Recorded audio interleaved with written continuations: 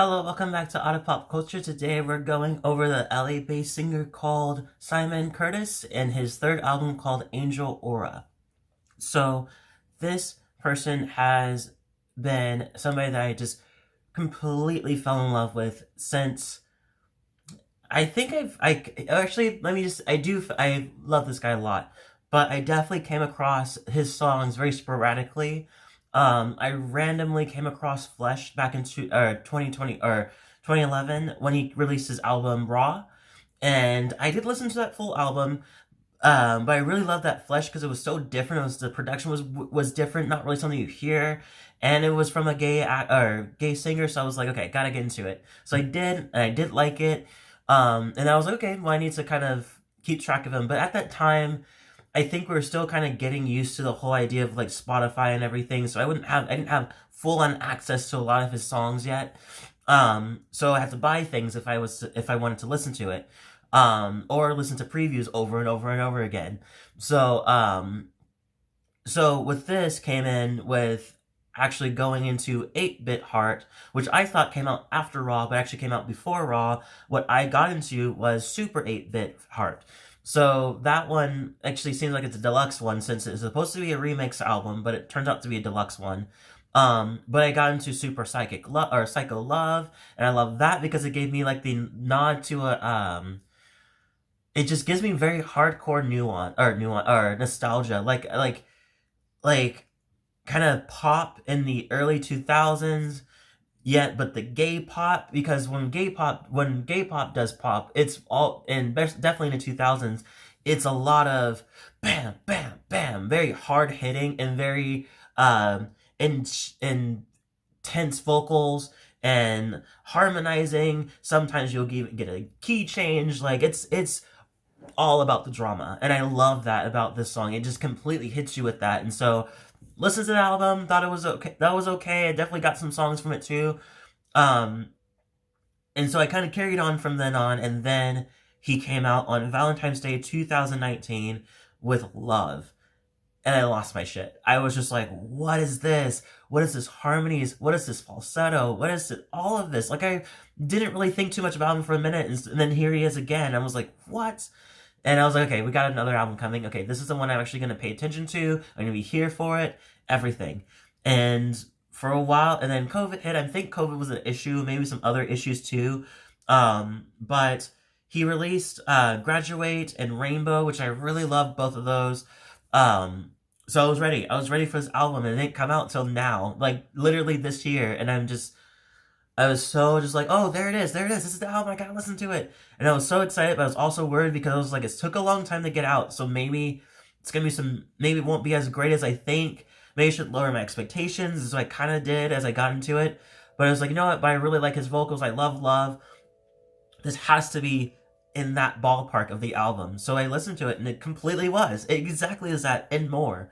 Oh my god, the emotion in this album, the fun production is insane. Like, it's very Britney Spears meets it's very Britney Spears. I feel like it reminds me of Britney Spears that kind of way of like the production wise, where she kind of likes to go very bam and very in your face kind of album like stuff, or she'll be very. It's like, oh, it's Britney Spears meets Lady Gaga in that weird kind of way where he adds a lot of theatricalness to it, or he'll let the song kind of grow on its own before he comes in. And I love that. I love this. Whoever produced this, if it's just him, he killed it. If it's somebody else, he whoever he's working with is like, they are a great duo. Like, that's so cool. Let me just go down some of this album because it touches on a lot of heavy discussion or topics. Atonement. Here we are with Atonement, and this album is all about gay. It's all about that things you always wanted to say. Maybe as a gay male, but maybe not even as a gay man. Like, maybe it hits on a lot of other situations. I definitely think it does. I think a lot of people can relate to a lot of this, especially if you're queer. So starting off with Atonement, you have this thing where he's talking about just like, this is my atonement for all the things that I've made, all the people, all the places, demons, and entities that I gave my little bits of pieces of my own soul. So it seems like he's like, it seems like it's a nice sarcastic direction, just like, oh my god, I definitely understand. I'm so sorry for who I am and everything about me and everything I did and all this stuff about me and how they piece took every part of me. I'm so sorry I let you do that. Like, it's like a weird kind of like nod to how he used to feel about himself and how he was always sorry about things. He says the biggest thing I wish I knew then that I know now is that you don't get to sin before you learn how to bow. And I think it's a great idea, just like looking at other people, just like there's people out there that want you to please them and be what they want you to be before you can actually do something. And you have to pretty much just be something else. You gotta sell yourself out before you can do something, and it sucks. But he's like, all these things, I'm so sorry. And then it goes into, I'm not sorry, which is just like, fuck it. No, I'm not. He's like, all my life I felt like I had to apologize for the way that I am. And he's not sorry anymore. He's tired of it. He's tired of doing that. It's caused so much stress to him. He had to change himself constantly just to try to fit what people want him to be. And I think that's such a great song. The production's amazing. I love the fact that he has a beautiful, very floral, very colorful kind of like album cover, which is, I thought it was going to be dark cover. It's going to be a dark album cover like it was for his album cover or his single cover for Love. It was just him covering his like face like this with a dark background, his glasses on, and some like black turtleneck. And I was like, ooh, give me that like 80s dark synth kind of feel. But he gives you the opposite, which I think is so great because it gives you, I just love the contrast. And go to that one, and then we go to Ketamine, which is complete Britney Spears. Like, I just want to, like that the whole time, every time I hear it. It's very catchy. It's talking about the idea of severing ties from toxic energies and toxic people, and just like, but understanding that how addicting they can be, and how just like he says, like, don't get me high saying you want me but keep me alone, or say you want me to party but keep me alone. But the idea is just like, say you want me to be like, do stuff and be around you, blah blah blah, but then at the end of the day I just find myself still feeling alone. So, but you're addicting in that way, like ketamine kind of thing. Going into Sun God, Sex Magic is an interlude into Pharaoh. It's so great. Great interludes too. Whoever's doing this production's killing it. It's, oh my god. And then it goes to Pharaoh, which is a great, great song, a very sexual song, just talking about the intense sexual desire and love you have for the love interest that he's talking about. To the point he's like, I want to build a pyramid as a temple for where we make love, kind of thing. Really love it. It's a great song. It's has a genericness to it, but it's like ironically generic in a weird way. Then we go into Love, my favorite one of my favorite songs off the album. Just a great song. The darkness and the synthiness of it is just so nice, and it talks about the idea just like, he never really looked for love, but now he realizes this guy makes him feel like he's like, the way he makes him feel makes you think like, should I try love again? Like, should I try it again?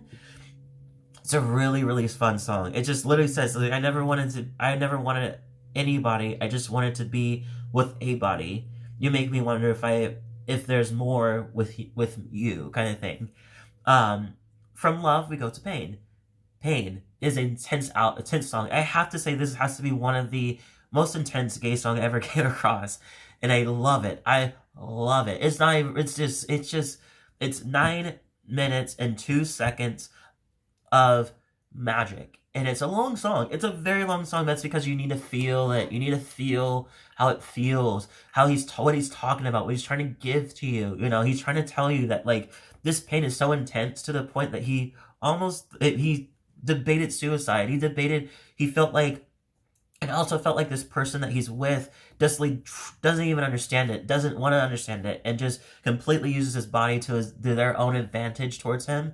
Meanwhile, he's just silently feeling this pain, and he wants to show it, but it seems like there's something that's holding him back from doing it, on top of trauma that he already has. So it says like, his trauma has affected him to the point where he doesn't really, or it affects him, and it seems the person doesn't really care. And he says like, I wrote a lot of shit down for this.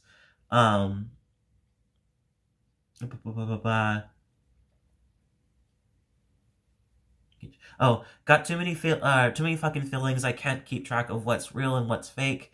It's just a beautiful song, and it's the sax inside of it is so great. He just completely ad libs in the kind of in the end too. It's just like it's just so great. It's a feel song. It's a feel song. That's why it's so long. You're supposed to feel it.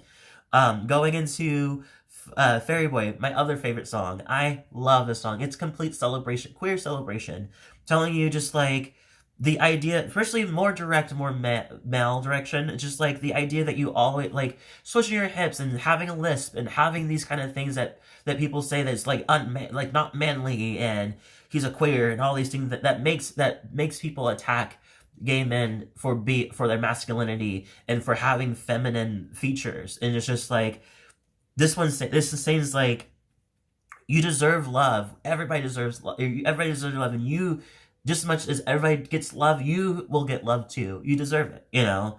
And I love it. It's a complete celebration of a song.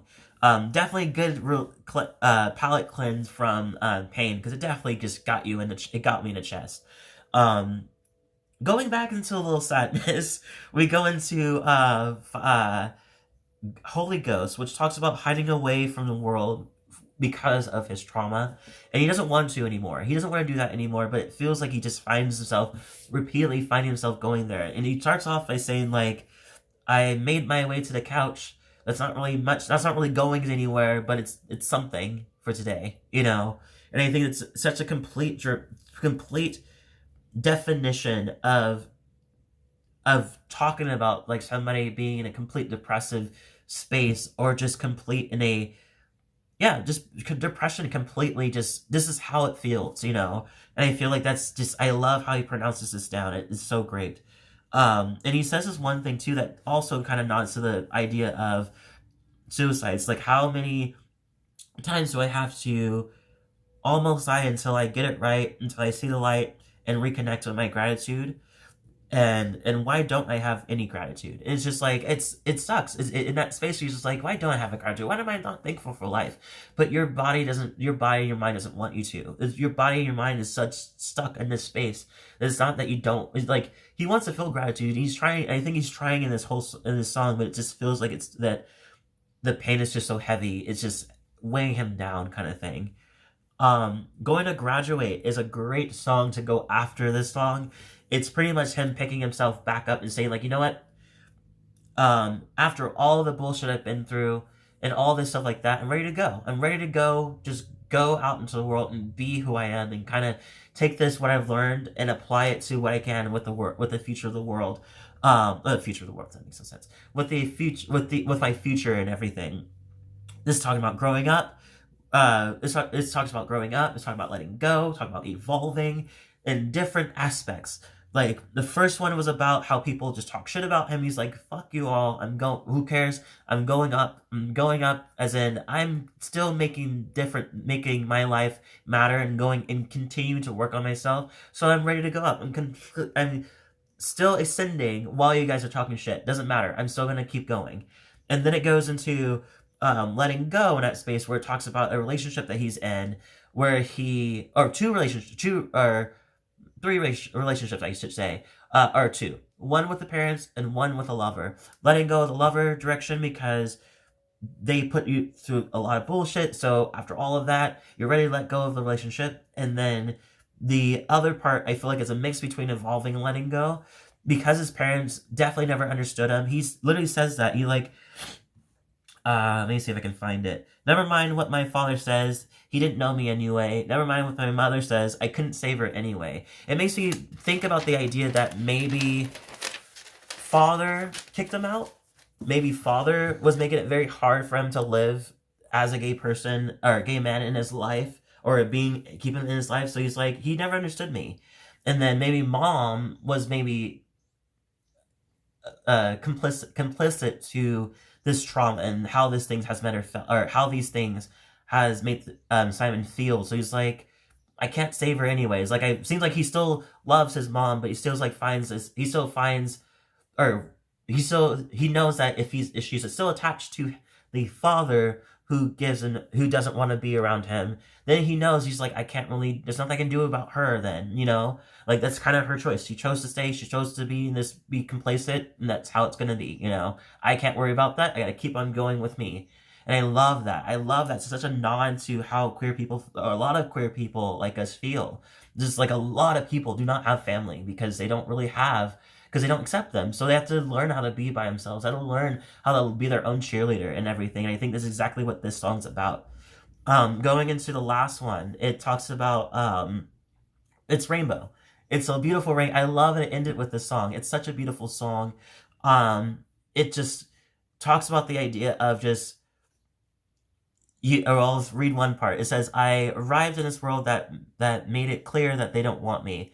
I'm a rainbow. I'm a golden rainbow. I'll keep shining, even if or on even if I die." Pretty much saying just like forever on, we'll keep on being flamboyant and who we are and stay that way because who we are is very special and very amazing, and doesn't matter what these people say, and don't want you to be around them and anything. Just still be you, still shine, and still be gay and flamboyant, feminine, masculine, whatever. Just be it, you know. And I feel like that's a great nod to what it's trying to tell us. And I love this album.